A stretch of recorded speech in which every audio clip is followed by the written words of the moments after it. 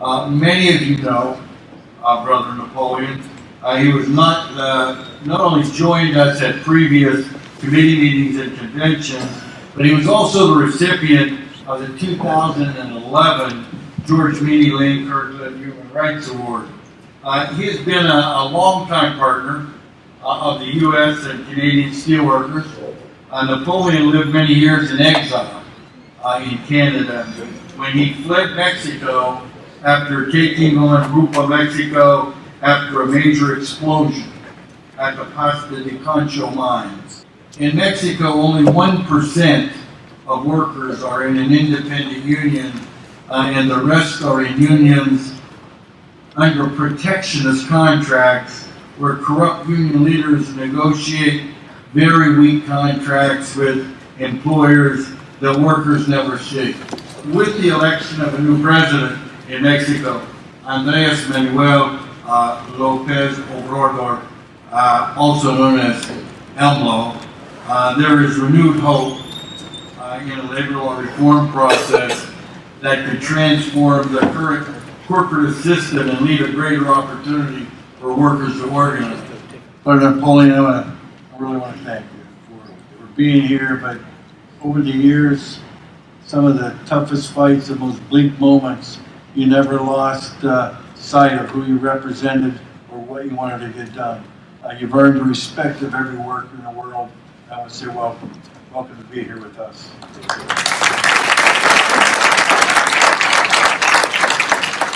Today, I stand before you as a living proof that international labor solidarity works. President López Obrador government is now focused on dismantling the corrupt and violent political structures that have perpetuated poverty and inequality for so many decades, and creating new institutions to invest in education and good jobs for Mexicans.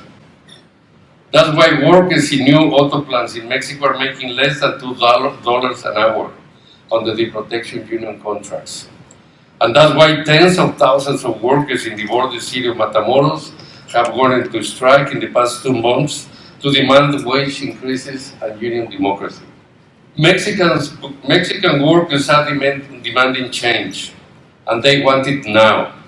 With great pride, I can tell you that after a long history of a struggle of workers' rights, the past September, I personally pushed for the Senate ratification of the ILO 98 right to organize and collective bargaining agreement,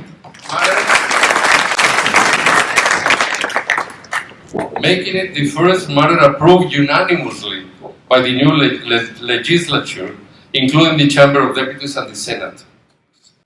And our corporate enemies and their political allies are working hard to weaken the reform legislation even further. That's why democratic unions in Mexico, the US, and Canada must fight back now around these 3 key demands. First, we must demand together the Mexican labor law reform fully comply with the labor annex negotiated by our governments. Workers must be able to choose their union, elect their leaders, and ratify their contracts democratically. Second, we must insist that the new NAFTA include strong enforcement provisions to ensure that labor rights are respected in all 3 countries.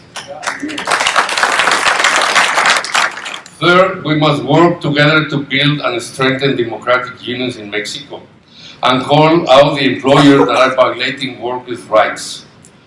1 month ago, my union played a key role in launching a new labor center, the International Workers' Confederation, to represent the democratic aspirations of workers not only in mining and manufacturing, but in all industries of Mexico. Our democratic centers, such as the UNT, have also strong relationships with the AFL-CIO. Sisters and brothers, now is the time to tear down walls and build bridges. Together, workers in North America can create an economy based on good wages and shared prosperity. Together, we can stand up to China and stand for fairness in the global economy. Only the right-wing opposition has been working hard to try to diminish the strength of the labor reform And even the traditional unions or confederations are always opposing the labor rights because their privileges will be taken out with the new labor reform. What we're trying to do is to enforce in Congress and in the Senate and under the new rules of the NAFTA agreement that the labor on the chapter on labor rights is compelled, is obliged by everybody, and then we can have more guarantees that they will be respected what we want to do in the law. At the same time, we will have to work with the labor authorities of Mexico to put pressure on them. Napoleon is Oxford-educated economist who went to work for the Miners' Union, made his way to the presidency of the Miners' Union, and not long after he became president, there was an explosion, predicted explosion, in one of the big mines. 63 people got buried. The corrupt government with the corrupt mining company, Grupo Mexico, sealed the mine after a little bit less than 2 weeks. That's what Napoleon said. And he accused the company of industrial homicide. The then president ordered his arrest. And the governor gave him a heads up of 48 hours. And he contacted us. And we got him out of the country. They charged him 11 times in 11 different courts with some hokey corruption charge. And 11 times the case got thrown out, to the point where the Mexican Supreme Court told the companies and the government to leave him alone. He fought death threats. Him and his son. This is a person that probably very few of us in this room could go through what he went through and stand so strong. And to me, as I said to him before, I have 3 heroes.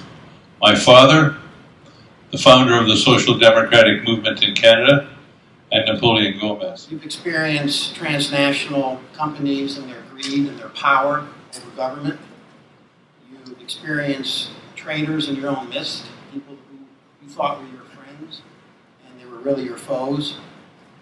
You have faced armed aggression and death threats.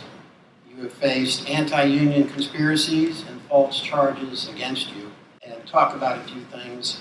And one of the things that Brother Gomez mentioned earlier was protection union contracts, which are also known as yellow contracts, that the Mexican government and a transnational by the name of Mondelez Nabisco negotiated without the workers' knowledge. It took us 2 years to get our hands on this contract. And Brother Gomez, this is a company that is exporting jobs out of the United States and out of Canada to low-wage countries, Canada, Ukraine, and other locations. And then they produce that product and they ship it back here and they sell it for the exact same price as the workers in this country or Canada make that product for. And in the process, they exploit American workers, they exploit American and Canadian consumers because they sell their products for the exact same price, and they also exploit Mexican workers. And I want to describe this bakery. It's not a small bakery. It's a factory the size of an auto plant. Very high-tech equipment, some of the most high-tech equipment in the world.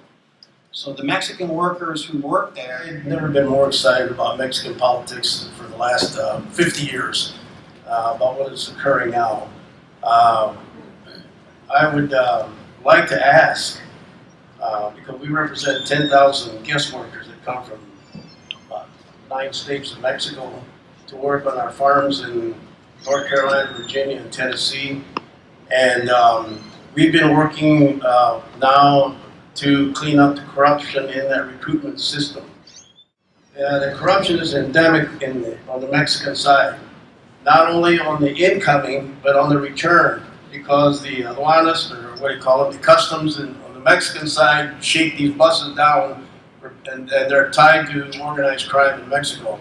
First, of course, we are very much concerned about the wages, the low wages of Mexico, and this is the model that they followed during the last 30 years to exploit the labor force of Mexico, to to attract foreign investment, but that created inequality and corruption, as I mentioned before. 25 years ago, when the NAFTA agreement was signed, Mexico had the highest wages and benefits in Latin America. Today, we have the lowest. But these new government, these new policies that we're fighting for, and I want to end with a more optimistic view, we're going to change that. We're working that already. We have been made a lot of commitment with the labor reform. We will enforce the laws to respect the workers' rights and the dignity of the workers. And we will try to balance this unequal and immoral, indecent system of exploitation of the labor force. And we will rescue the bodies of our colleagues in Pasta de Conchos. This is a commitment the President has and I have, personally have. I was there the 13th of February. It was the 19th of February, it was the 13th anniversary of the mine explosion where 65 miners died. And we still have 63 abandoned at the bottom of the mine. So we are going for them, we are going to rescue them. Thank you, Leo, for everybody. Thank you to all of you for your strong commitment and solidarity. And I'm sure that we will change this system for a much better and more fair and democratic system. And this is our commitment and of the President of Mexico as well. So thank you very much.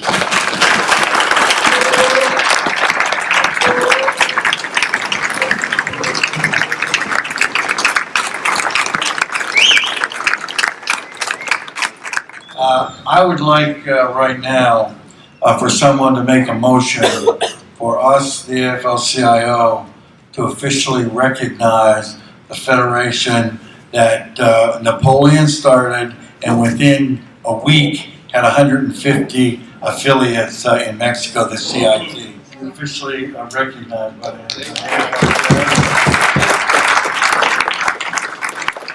And Napoleon was in exile for 12 years in Canada, and not only have we become best friends and he's become one of our heroes, I can't say enough about the award that you, Richard, and the Federation have given to him. That has basically boosted his reputation throughout. And as Leo has said, that we all have heroes, but there's no doubt. Napoleon and his family. His wife has stood by his side, his kids, the trials and tribulations that they've gone through.